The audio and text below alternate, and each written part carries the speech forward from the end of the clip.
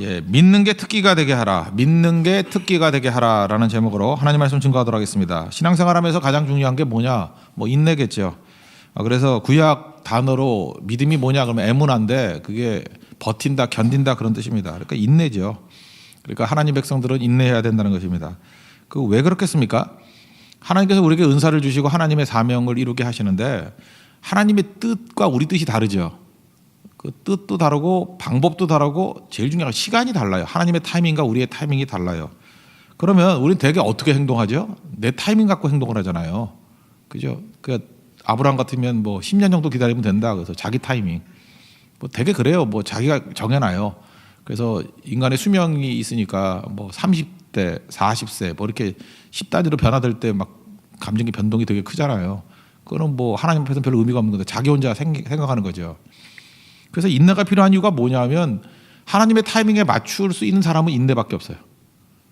그러니까 하나님이 언제 맞출지 모르니까 인내가 크면 클수록 하나님의 타이밍에 일할 가능성이 크고 하나님이 일하실 때 떠나가 버린 사람들 있잖아요. 인내심이 없으면은 뭐 어쩌다 맞을 수도 있지만 거의 안 맞겠죠.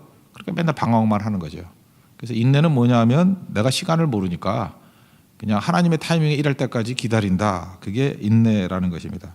그러니까 하나님의 때를 기다리기를 원합니다. 인내해야 되죠. 하나님의 방법을 붙들기를 원합니다. 그것도 인내고. 아브라함이 그랬잖아요. 그 기다리니까 이삭이 나왔지만 서두르니까 이스마엘이 나왔죠. 인내하면 이삭과 같이 부장역 없는 하나님의 축복을 누리게 되는데 인내하지 못하면 이스마엘이라는 진멋대로 인생이 될 수 있다라는 것입니다. 그러니까 인내가 되게 중요하다. 특별히 생명 양육하는 데는 인내가 필요하죠. 그래서 부모가 되려면 아이들 키울 때 인내가 필요하죠. 그래서 성숙되지 못한 부모들이 너무 많은데 인내심 없으니까 아이들을 못 키우는 거 아니에요. 그러니까 아이 키우면서 배우는 게 뭐예요? 인내를 배우는 거죠. 생명은 인내구나. 임신 자체가 뭐 10개월을 그 인내죠. 금방 되는 게 아니잖아요. 양육시키는 것도 인내고. 그래서 우리가 네팔 선교를 앞두고 우리 영혼을 살리는 데서 생명을 살리는 데서 반드시 필요한 게 인내다. 인내라는 건 뭐예요? 과정이 필요하다는 것과 타이밍이 우리 타이밍과 다르다라는 것을 알아야 된다는 것입니다. 지금 이게 가이사라 빌립보가 거기서 고백, 너희들은 나를 누구라 하느냐 그럴 때 다 대답 못했죠. 뭐 엘리야라 그럽니다. 뭐 선지자라 그럽니다. 그때 예수님 다 실망하셨는데 베드로만 주는 그리스도이시여 살아계신 하나님의 아들입니다. 이게 오늘 8장에 나오거든요. 뒷부분에 그게 터닝 포인트예요. 그때까지 이제 그 갈릴리 사역을 하시다가 이제 마지막 예루살렘으로 올라가는 과정입니다. 그러니까 지금 이건 공생의 마지막이죠. 그러니까 이때쯤 되니까 공생의 마지막을 지금 이렇게 묘사하는 거예요. 앞부분에 오병이어 기적이 있었습니다. 그죠? 예수님의 기적의 능력으로 5천 명을 먹고도 12바구니가 남았어요. 바구니는 그게 큰 게 아니에요. 12바구니. 그러다가 또 여기 앞부분에 8장 앞부분에 보면 7병이어라 그러죠. 보리떡 7개로 또 4천 명을 먹이셔요. 그때는 7광주리가 남아요.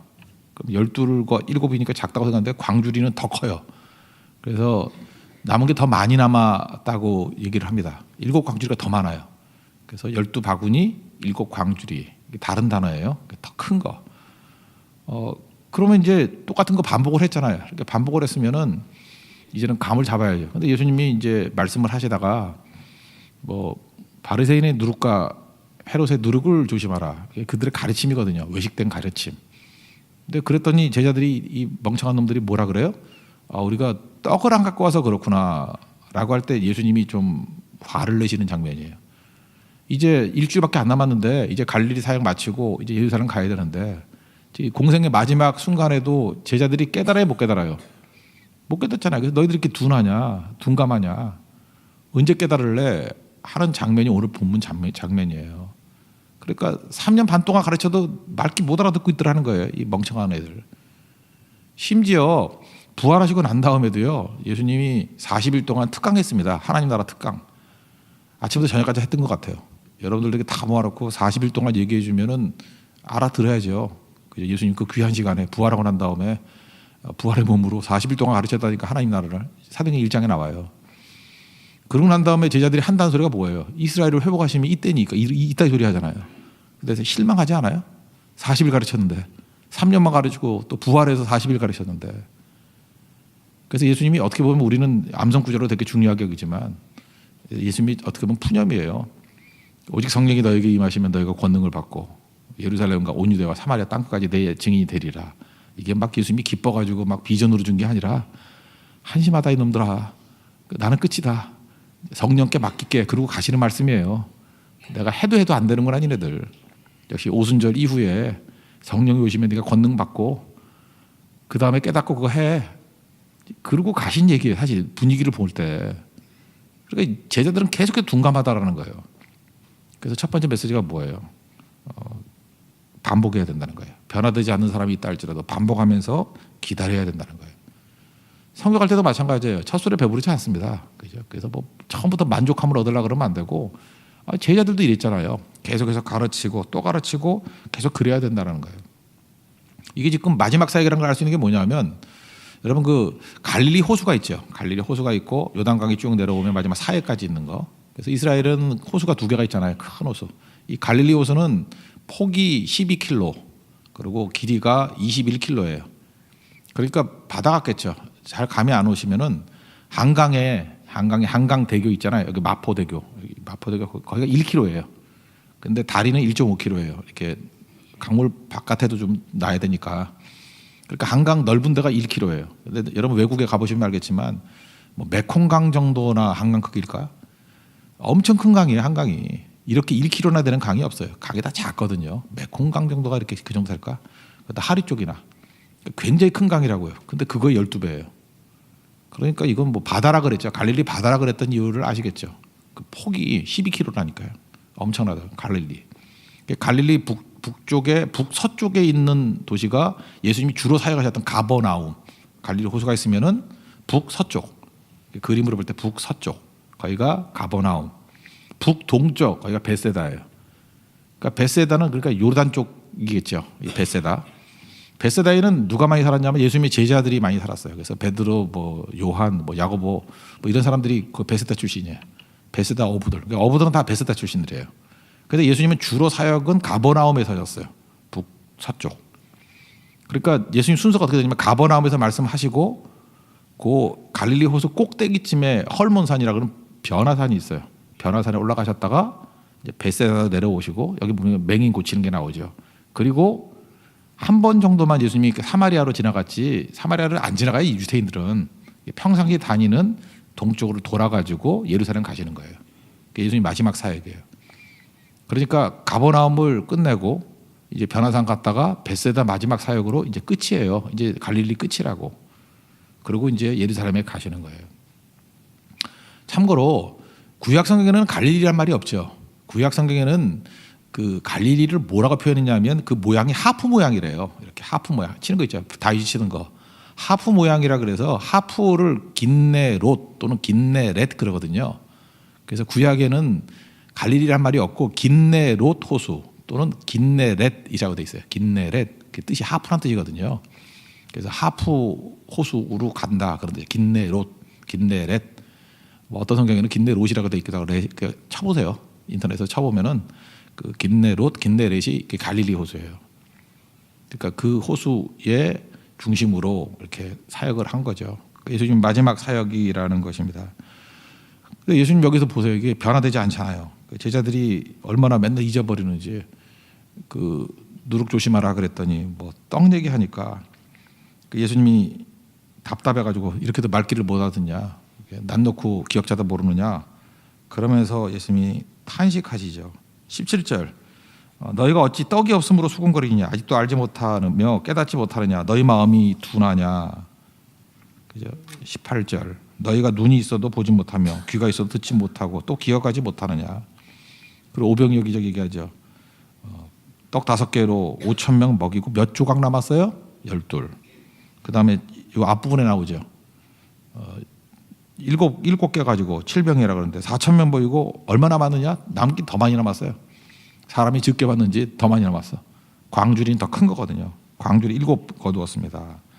아이도 깨닫지 못하느냐.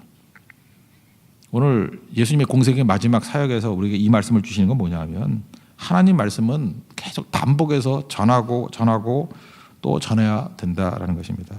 이게 되게 중요한 거예요. 그래서 인내가 필요한 거죠. 그리고 양육하는 것도 그렇고 탄생하는 것도 인내가 꼭 필요하다는 것입니다. 저는 목회하면서 이런 생각을 해요. 반창고 붙이는 사고 같아요.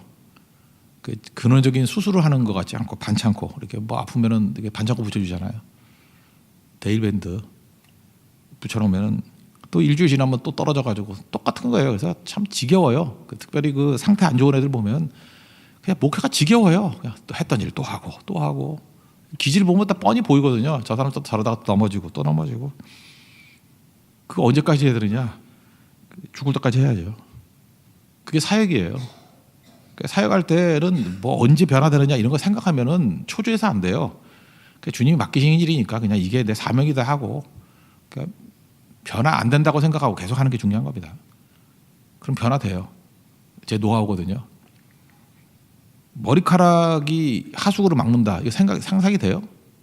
어떻게 액체인데 액체가 이렇게 고체 그 덩어리로 머리카락 같은 거를 막을 수 있느냐?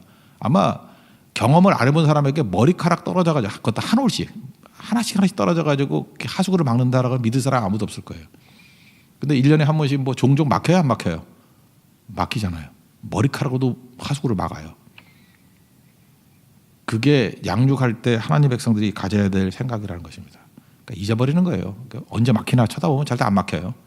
근데 잊어버리고 막 하다 보면 어느 순간에 꽉 막혀버리고 그때 확 불어나요. 그게 부흥이라 그러고 그때 그 타이밍에서 하나님께서 일하신다라는 것을 깨닫게 된다라는 것입니다. 그러므로 신앙생활할 때 도움이 안 되는 게 뭐냐면 그 다음에 이제 나오는 부분에도 22절부터 나오는 부분에도 맹인 고치는 얘기가 나오는데 뭐 말하지 말라 이런 얘기가 나와요. 그래서 떠벌리고 다니는 건 신앙에 도움이 안 된다고 생각을 합니다.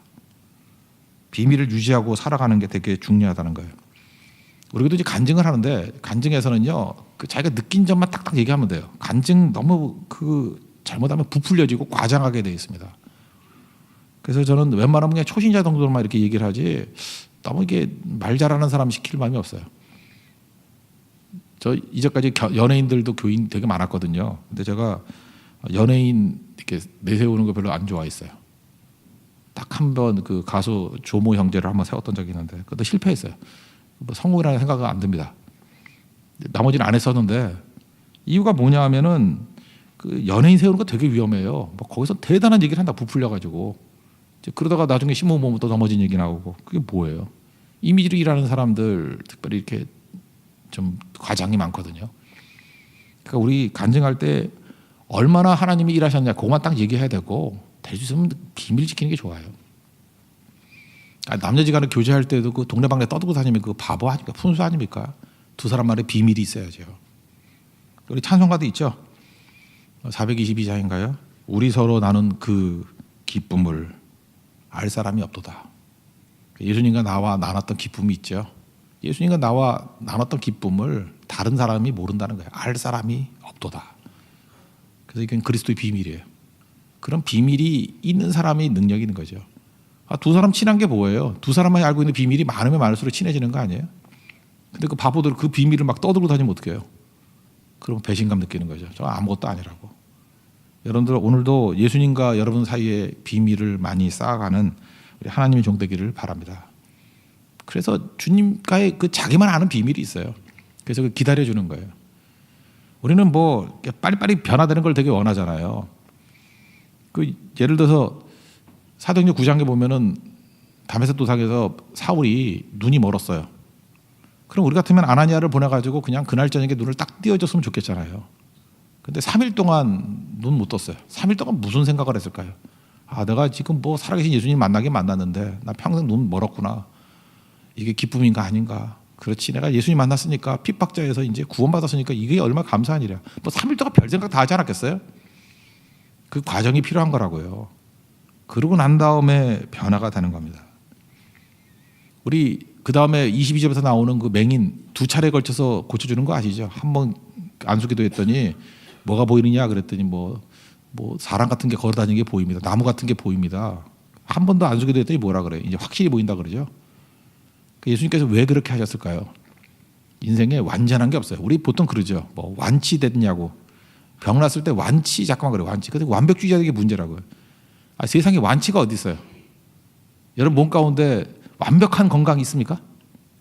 인간이 연약한 존재인데 여기 병 없는 사람이 어디 있어요? 다. 그래서 교회에서요 병 놓고 기도하십시오. 그러면 전부 다 뜨겁게 기도해요. 병 없는 사람이 어디 있어? 그러니까 완치라는 건 없어요. 그냥 가지고 사는 거지. 그래서 성격이 안 좋은 애들이 빨리빨리 죽는 거예요. 그 화병에. 인생에 완치가 없어요. 인생의 문제가 완벽한 게 없어요. 2% 부족한 겁니다. 그냥 그거 안고 가는 거예요. 육체의 가시 바울만 있는 게 아니에요. 우리에게도 있는 거예요. 그거 안고 가면서 하나님의 일을 하는 거예요. 그게 반복과 기다림이에요. 제 기억나는 어떤 자매가 있는데 20대 초반이었습니다. 술을 얼마나 마셨는지 신장 이식을 했어요. 술 때문에 나온 신장이에요. 신장 이식을 하고, 신장 아시죠? 맨날 퉁퉁 붓고 그랬던 것 같아요. 뭐 키드니 그런 것도 했던 걸로 기억이 나는데 하여튼 이식했어요. 근데 하나님이 은혜인지 아니면 젊어서 그런지 뭐 둘 다라고 생각해요. 젊고 또 하나님의 은혜도 금방 나았어요. 그래서 뭐 주변에서 얼마나 간증하고 다녔는데요. 금방 다 나았다고. 신장 이식까지 한 사람이 저렇게 건강할 수 있냐고. 그러다가 한 3개월 보다가 안 보이더라고. 5년 있다 또 왔어요. 다시 신장 이식해야 되는데요. 그 다음엔 어떻게 된지 몰라요. 기억이 안 나요. 죽었는지 뭐 살아있는지 모르겠는데. 그때 제가 느낌이 그거였어요. 이야, 하나님 저렇게 빨리 고쳐주시면 안 되는데. 저거 한 2년쯤 끌어가지고 고쳐줘야지 주님 만나고 깊어지고 그러는 건데. 그죠? 여러분 가운데도 여러분 지금 말끔하게 내 문제가 다 해결되기를 원하시죠? 그러면 다 떠나요. 지금도 그래요. 제가 볼 때 너무 빠른 속도로 부자가 되고 빠른 속도로 뭐가 이렇게 풀리고 한 사람들 지금 예배 나온 사람이 없어. 한동안 우리 교회 중심적으로 뛰었던 사람들인데 하나님이 복은 줬는데 그게 복일까라는 생각이 들어. 그거 아니거든요. 하나님 진짜 사랑하는 종들에게는 그렇게 안 하겠죠. 남겨진 2% 남겨져 있는 부족이 나를 겸손하게 만들고 주님께 나아가게 만드는 힘이라는 것입니다. 사역을 할 때 뭐 이번엔 100% 은혜였고 100% 승리 그런 거 없어요. 그냥 항상 부족한 거거든요. 그리고 반복해 나가는 거. 예수님도 12제자 중에 하나는 배신했고요. 또 사역 가운데 지금 3년 반 했는데도 이 모양이잖아요. 우리도 힘 가져야죠. 이게 사역이에요. 그리고 40일 특강했는데도 불구하고 뭐 이스라엘로 회복하시면 이때니까 이따위 소리 하잖아요. 예수님 속상해가지고 성령이 너에게 임하시면 권능을 받고 속상한 얘기예요. 그죠? 나는 못하니까 성령께 맡긴다 그 얘기죠. 그때 가서는 정신 차려라. 인생이 그런 거예요. 내 당대에 될 수도 있고 그 다음에 할 수도 있고. 우리가 사역을 할 때 항상 이 마음이 있지 아니하는 하나님의 종 되길 바랍니다. 그러므로 한 단계 더 말한다 그러면 낙심금물이에요. 절대로 낙심해서는 안 된다는 것입니다. 우리가 영혼들을 사랑해야 되잖아요. 사랑의 특성 가운데 요한복음 14장에 뭐라나요? 오래 참고. 사랑 버리지 않는다는 거죠. 포기하지 않는다. 사랑은 오래 참고. 오래 참는 자들이 되십시오. 데살로니가전서 5장 14절을 보면은요. 너희들을 권면하는데 양육할 때 양육자를 얘기하는 거예요. 게으른 자들을 권계하고, 게으른 자는 게으르지 마 이렇게 얘기하고, 마음이 약한 자들을 격려하고, 그렇게 약하면 안 돼 그러고, 힘이 없는 자들을 붙들어주며 붙들어주고, 모든 사람에 대해서 오래 참으라. 난 이게 제일 은혜가 돼요. 만나보면요, 이게 상태가 안 좋은 애들은 격려해도 또 격려받아야 되고, 또 격려해도 또 격려받아야 되고, 나중에 이게 두개골을 한번 깨보고 싶어요. 네가 지금 닭대가리 아닌가 이거 확인해보고 싶어요. 근데 그게 내 모습이잖아요. 힘없는 자를 붙들어주면 또 붙들어줘야 되고, 그 보면요, 교인이 100명이 있다 그러면 100명 다 이렇게 도와줘야 되는 게 아니고요, 맨날 징징대는 인간은 꼭 한 명 있어요. 한두 명. 맨날 그 사람만 징징대고, 맨날 넘어졌다 그러고 그 사람만 넘어지고. 그게 사역이라니까요. 그래서 마지막에 뭐라 그래요? 모든 사람에게 오래 참으라. 각각의 다 약점들이 있으니까 우리가 사역을 할 때 반드시 품어야 될 게 뭐냐? 그냥 오래 참으라. 그래서 오늘 제목을 이렇게 삼았어요. 그게 믿음인데, 취미가 뭐냐? 여러분에게 그러면 취미가 뭐예요? 그러면 교회 다니는 거 그렇게 말씀하세요. 취미가 뭐냐? 그러면 선교 다니는 거. 우리 새교회는 그랬으면 좋겠어요. 취미가 뭐냐? 그러면 선교티 입고 설교하는 거. 지금 영상 6도인데 추워 죽겠어요 지금. 근데 지금 뜨거워져서 갑자기 성령이 은혜 주셨는데, 지금 안 춥네. 아까 되게 추웠는데. 왜 그러지? 조명이 세서 그런가? 아까 희생한다는 마음으로 지금 반팔 입고 나왔거든. 오늘 지금 안 춥네. 그러니까 취미가 뭐예요? 그러면 선교 다니는 거, 예배 드리는 거, 선교티 입고 설교하는 거, 뭐 이런 거. 그게 취미라고요. 그럼 특기가 뭐냐 그러면 믿는 거예요. 믿는 거. 우리 믿는 자잖아요. 특기가 믿는 자 아니에요. 이 눈에 아무 증거 아니 보여도, 그죠? 주님 말씀하신다는 믿음만을 가지고 나간다고. 믿는다고. 이루어진 것을 믿는다고. 그래서 로마서 4장에 나오잖아요. 아브라함의 믿음이 뭐냐 그랬더니 약속하신 그것을 능히 이루실 줄을 확신하였으니 하나님께서 그것을 그의 의로 여기셨다. 창세기 15장 6절 말씀 인용하잖아요. 믿는 게 의고 믿는 게 특기가 돼야 된다는 것입니다. 그러기 위해서는 흔들리면 안 되겠죠. 예수님 보세요. 여기서 낙심했다는 얘기가 없어요. 흔들리지 아니하고 그래 니는 언젠가 변화돼. 그리고 또 십자가를 향해 나가고 부활 이후에 40일 특강 가지고 난 다음에도 뭐 이스라엘 나라를 회복시키면 이때이니까 그래도 낙심하지 아니하고 성령께 맡길 거야. 성령 오시면 될 거야. 결국 돼요 안 돼요? 됐죠. 또 넘어지고 깨지는 건 있지만 되지요. 한 번도 초대교회 성도들도 완벽했던 적 없습니다.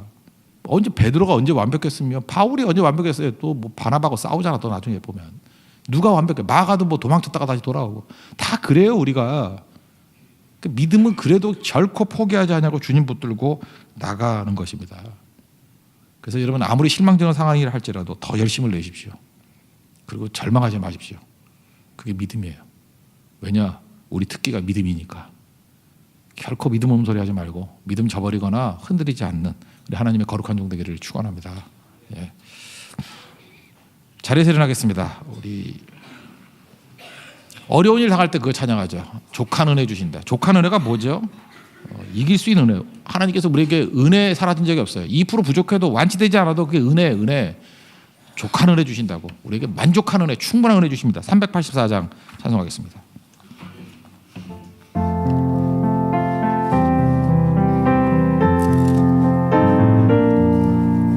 아니야. 이게 몇 장이죠? 어려운 일 당할 때. 543장이에요. 543장.